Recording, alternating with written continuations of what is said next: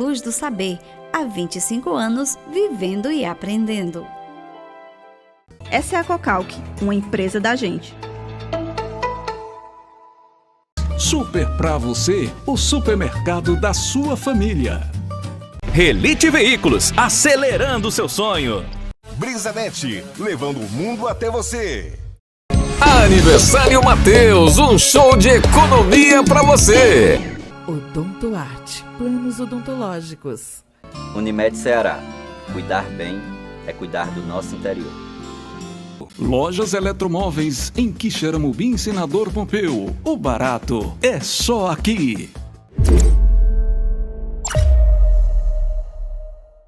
Eu estou recebendo o Tenente Pinheiro. Ele faz parte da equipe do Corpo de Bombeiros aqui do município de Quixeramobim. E a gente vai conversar sobre um assunto muito importante, que é essa onda de incêndios na região aqui do Sertão Central, no estado inteiro, né? Por conta de todo esse clima seco que a gente está vivendo nesse período que é mais quente para a gente, né? Setembro, outubro, novembro e também dezembro. E daqui a pouquinho a gente chama o nosso repórter Washington Luiz Caveirão e ele vai completar com as informações do plantão policial das últimas horas. Tenente, muito bem-vindo, seja bem-vindo, boa tarde, tudo bem? Boa tarde, tudo bem? Nós agradecemos a oportunidade, estamos aqui para contribuir aí com as informações para a população. Tenente, esse é um período assim, muito propício para esses incêndios, né?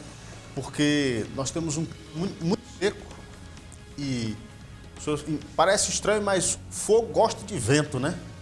E quando nós temos também essa temporada de rajadas de vento mais fortes também, então sol forte, vento, isso é vamos dizer assim, né? É mamão com açúcar para esses fogos no sertão. E aí é onde reacende a preocupação, não é isso, Tenente? É verdade. Quando você me falou sobre o vento, né? O que acontece? Um dos elementos do triângulo do fogo é o comburente, o outro é a matéria que vai queimar, que a gente chama lá o combustível, e o calor. Então, o comburente a gente entende como sendo qualquer gás ou mesmo o oxigênio ou o ar da atmosfera. Então, nesse período em que os ventos sopram mais forte, os fogos são melhor alimentados, por isso que eles têm uma capacidade maior de destruição, como também de acabar se alastrando com facilidade, né? Perfeitamente. Tenente, vamos botar imagens aí desse fogo que aconteceu aqui no Banabuiú, na comunidade de governo, essa semana, e o senhor possa explicar um pouquinho também como é que funciona uma operação do Corpo de Bombeiros nesse caso de incêndio aqui na nossa região. Tenente, foi a equipe de Quixeramobim que atendeu essa ocorrência, né? Como é que vocês foram acionados? Nós fomos acionados aqui pelo número de emergência, telefone 193, e diversas ligações, num total mais de 10 ligações, pessoas até mesmo algumas desesperadas, né, chorando. E de imediato nós já estávamos as nossas duas equipes, lembrar que tanto a equipe de Quixeramobim como a equipe de Quixadá já estavam atendendo outras ocorrências, né? Inclusive, uma delas foi um acidente de um radialista. Do Chico Borges, rapaz, ali na entrada do Banabuiú. Isso, então a guarnição estava lá porque a de Quixadá, a guarnição de Quixadá, nós mandamos ela para lá para atender esse incêndio de veículo, só que o próprio incêndio de veículo acabou gerando um incêndio de vegetação. Uhum. E aí foi necessário utilizar as duas equipes, Quixeramobim e Quixadá. E as duas já estavam atendendo chamados quando começamos a receber essas ligações lá da localidade de Governo 1 e também tem outra localidadezinha que eu não lembro. Ali pertinho lá, né? Isso. E de imediato já deslocamos Quixadá para lá, porque Quixeramobim ainda precisava abastecer a viatura com água. E em seguida a outra já foi fazer o reforço também. Tenente, nesse caso, muitos carros-pipa lá da prefeitura foram utilizados que ajudam muito, porque para reabastecer um veículo daquele no meio do sertão é muito complicado, né? Existe uma dificuldade muito grande, né? Na área urbana nós temos os hidrantes urbanos, que é onde nós fazemos o abastecimento das nossas viaturas. Mas no interior e no sertão não há como, né? Seria os mananciais, açude ou algum lago. E também nas cidades pequenas, geralmente, como o próprio Banabuiú, não existe uma rede de hidrantes. Então, a ajuda dos caminhões, pipas, foram indispensáveis, fizeram a diferença, né? Foram um total de 7 caminhões que nos deram apoio, fornecido lá pela uma das secretarias lá do município de Banabuiú. E também eu quero ressaltar a ajuda da população, né? Porque nossos homens, nós disponibilizamos cerca de 12 homens para o local, mas devido à grande quantidade de área afetada pelo incêndio, a grande proporção não teríamos como ter controlado tão rápido se não fosse a ajuda do carro-pipa, como também da população que se destinou a nos ajudar. Tenente, a preocupação num incêndio como esse, pode deixar as imagens rodando lá do incêndio para a gente ficar ambientando também aqui a nossa fala. A preocupação, os animais, olha a força dessa imagem, gente, é muito forte, né? Olha isso, gente. É realmente desesperador. Tenente, muitos animais, e sobretudo os animais da caatinga, né? Os coitados dos calangos, dos preados, meio monte de coisa, a vegetação nativa, os animais. É muito triste um incêndio como esse assim, né? É devastador, assustador, né? As pessoas também se assustam muito. Inclusive, em uma de nossas equipes teve um dos nossos soldados que entraram agora recente e foi um dos primeiros incêndios, né? Aliás, o primeiro incêndio que ele foi combater, um incêndio de maior proporção. E ele veio me falar que nunca tinha visto uma situação tão grave, né? Tão perigosa, uma calamidade tão grande ali, e a população pedindo socorro mesmo. De forma que foi necessário lá evacuar algumas residências, retirar algumas pessoas idosas dentro de casa, porque havia o risco do incêndio da vegetação pegar também nas residências. Perfeitamente. Bom, eu vou dividir a rede com as rádios. Você que está me ouvindo pela Rádio Canudos, pela Rádio Campo Maior, você segue agora com o horário eleitoral gratuito. A gente volta depois do horário eleitoral e a gente continua aqui com o nosso ponto de vista. A gente segue aqui com a nossa Sertão TV, trazendo a participação do Tenente Pinheiro, falando sobre essa onda de incêndios aqui na nossa região e esse último que foi registrado lá no município de Banabuiú.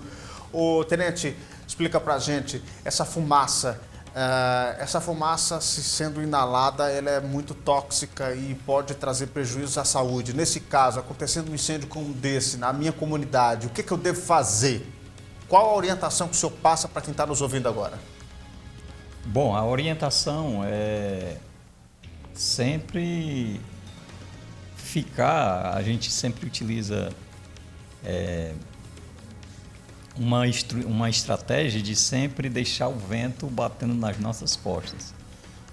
Por quê? Porque nesse sentido que nós vamos combater, eu não vou inalar ou vou inalar o mínimo possível de fumaça, né? São vários tipos de materiais em chamas, em combustão. Não é só madeira, né? Mas vai ter outro tipo de material e que realmente a fumaça pode ser tóxica, né? E causar algum dano à saúde da humana e também aos animais.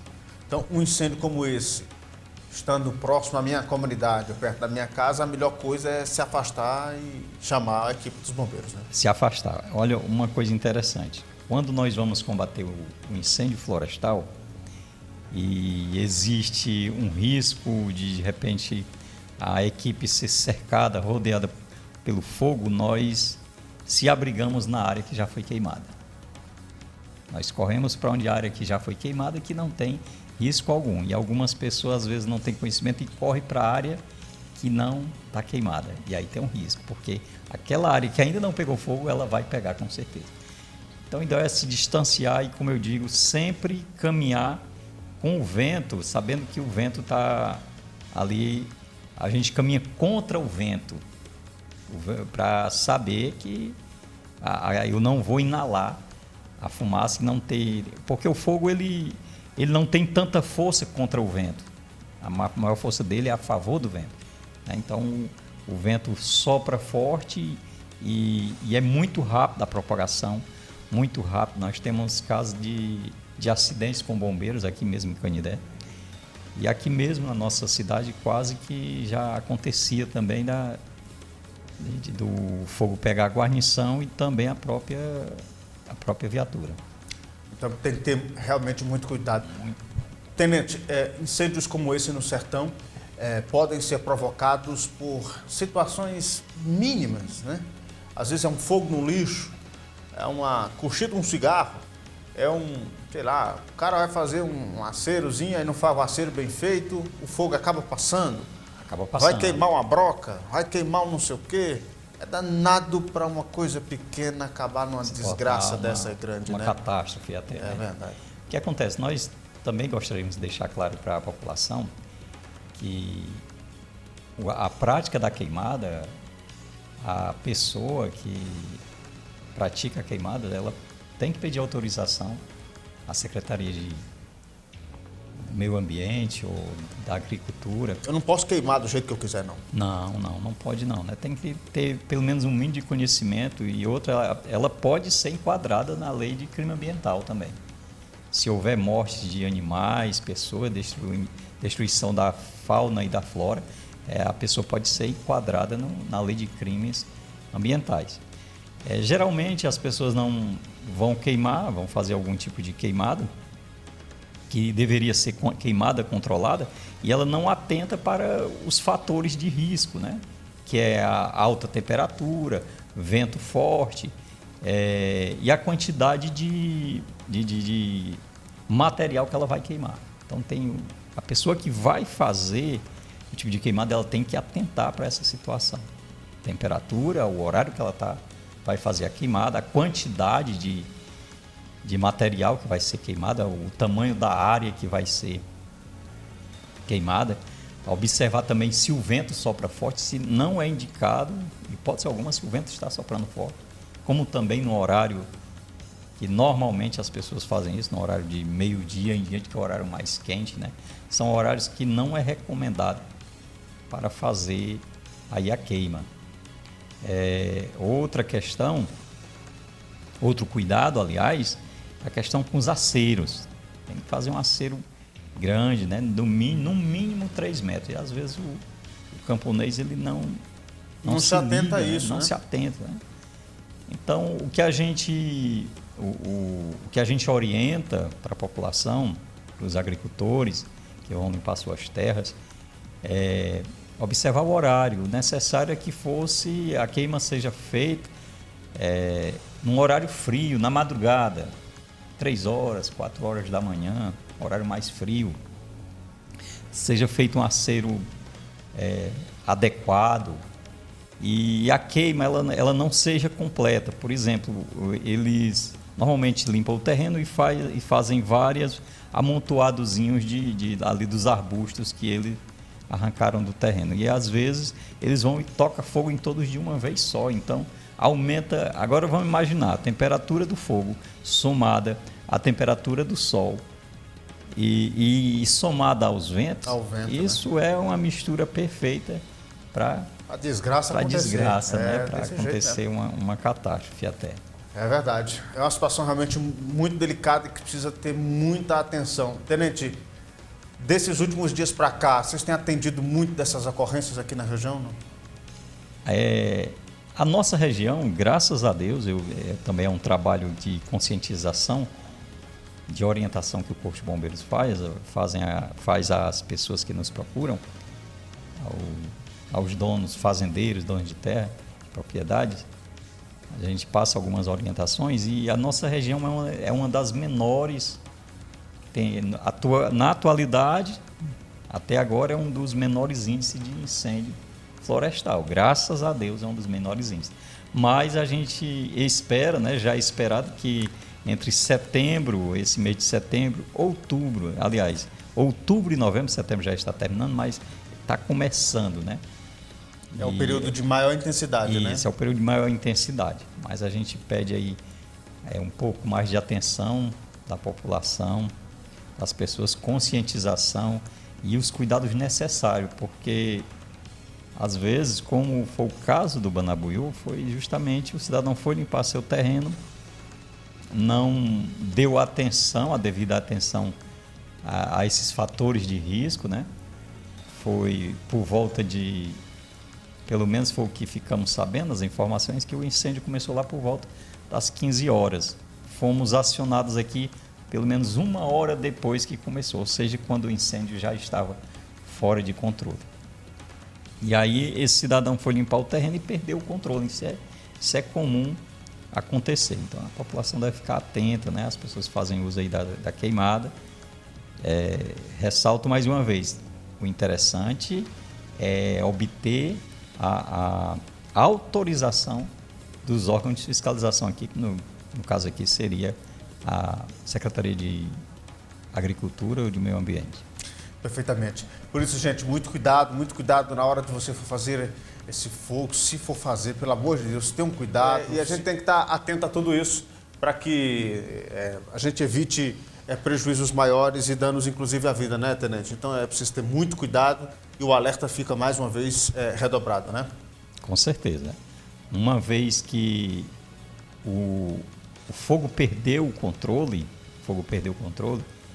e passa a ser incêndio e não mais um fogo, né? Que o fogo, há uma diferença no fogo controlado e a questão do fogo sem controle, que já seria o próprio incêndio, né?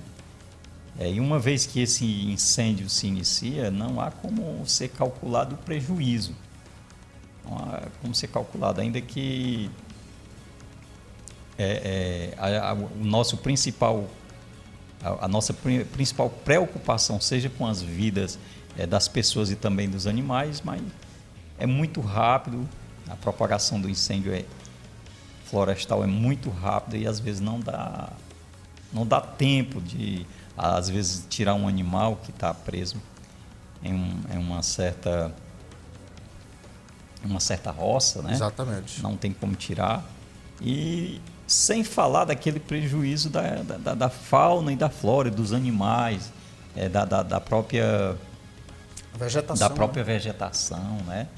Aí são perdidos campos ali que o agricultor, geralmente, às vezes, ele deixa um campo inteiro para poder passar o ano ali alimentando os seus animais.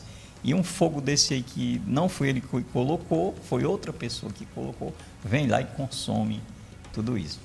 Sem falar, como eu falei, dos animais que fazem parte ali da fauna, como também as plantas fazem parte da flora da nossa região. Realmente um assunto muito delicado, fica aqui o alerta mais uma vez. Tenente, muito obrigado pela sua participação, tá? Até a próxima, estamos aqui sempre à disposição.